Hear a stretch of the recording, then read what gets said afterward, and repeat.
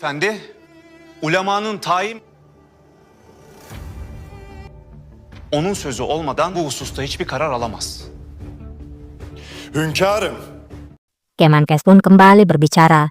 Sebagai wajar agungmu, aku menyarankanmu untuk memikirkan tentang hal ini lagi. bu kararınızı gözden geçirmenizi tavsiye ederim. Padişahımızın sözünü işitmediniz galiba. Kat'i dediler. Tiba-tiba Husain Effendi pun berbicara. Aku mengira kamu tidak mendengar perkataan raja. Dia mengatakan keputusannya sudah final.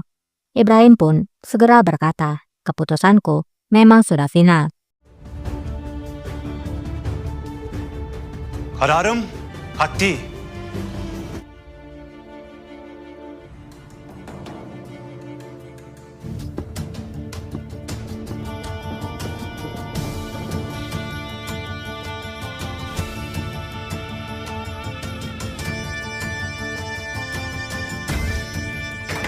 Kembali kepada Atike.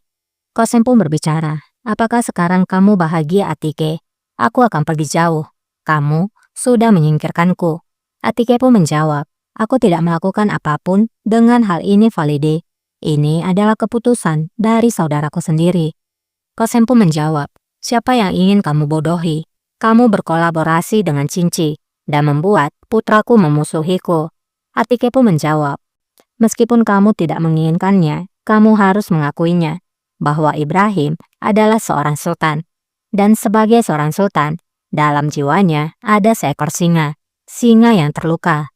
Tentu saja, itu tidak akan terjadi jika kamu tidak melukainya. Eğer canını yakarsanız olacağı bu. Ben mi yakmışım canını?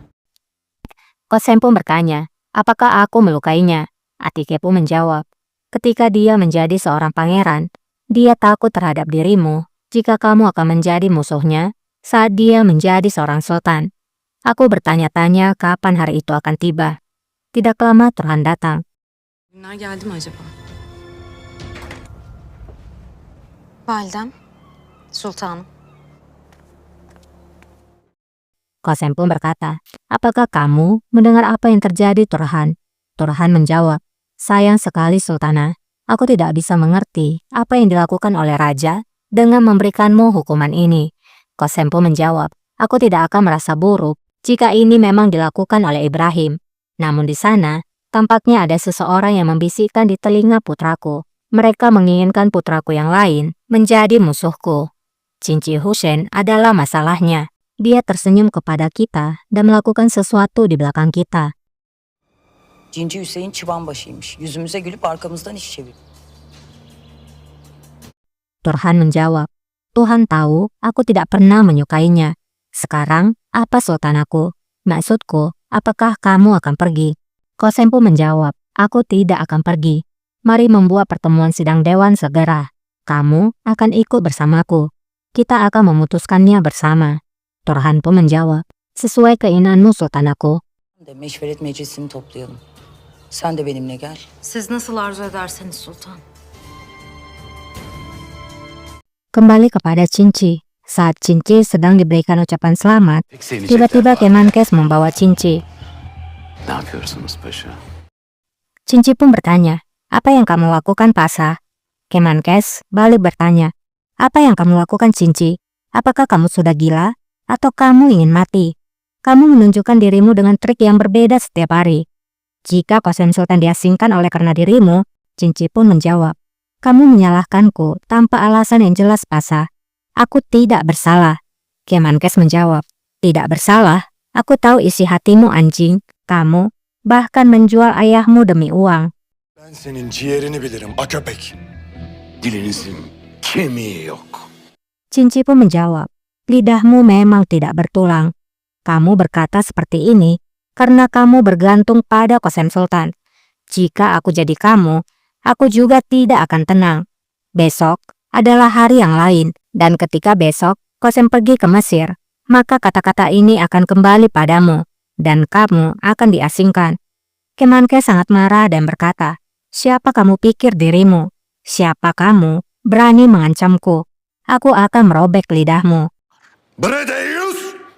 Kimsin de beni tehdit edersin? Senin dilini keserim, dilini!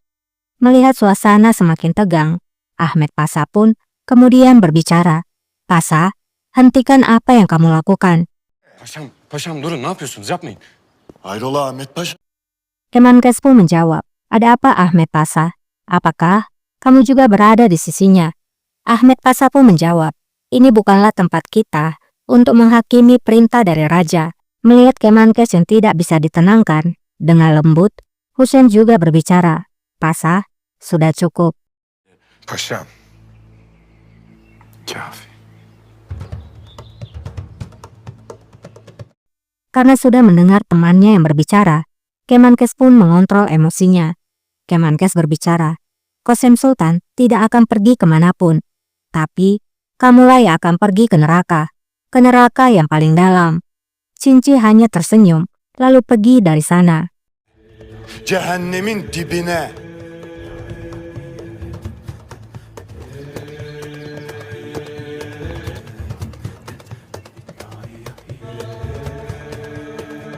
Di lain sisi, Raja pun menemui Yusuf.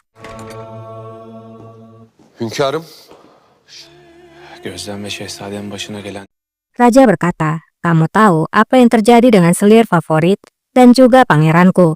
Dan aku memutuskan untuk pergi ke Venesia. Dengan izin Tuhan, para pasha akan membawa mereka kembali. Yusuf pun menjawab, apa yang dilakukan oleh orang kafir itu tidak bisa diterima. Ibrahim pun menjawab, tapi aku tidak percaya pada siapapun. Kebanyakan dari mereka berada di bawah kendali ibuku. Tidak ada satupun yang peduli dengan favoritku dan pangeranku. Namun, kamu tidak seperti itu, Yusuf. Kamu bersamaku sejak aku naik tahta. Bukankah kamu hanya setia padaku? Şehzadem de kimsenin umurunda değil.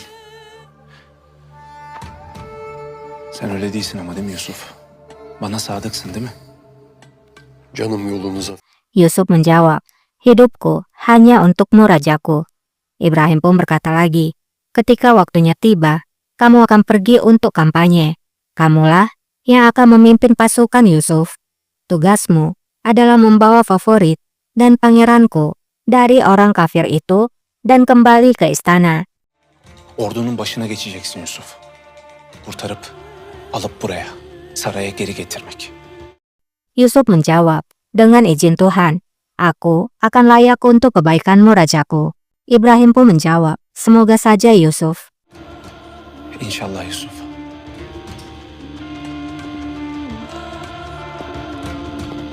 Kembali ke harem. Setelah menyelesaikan hukumannya, Humasa kembali dengan bantuan selir agar ia bisa berjalan.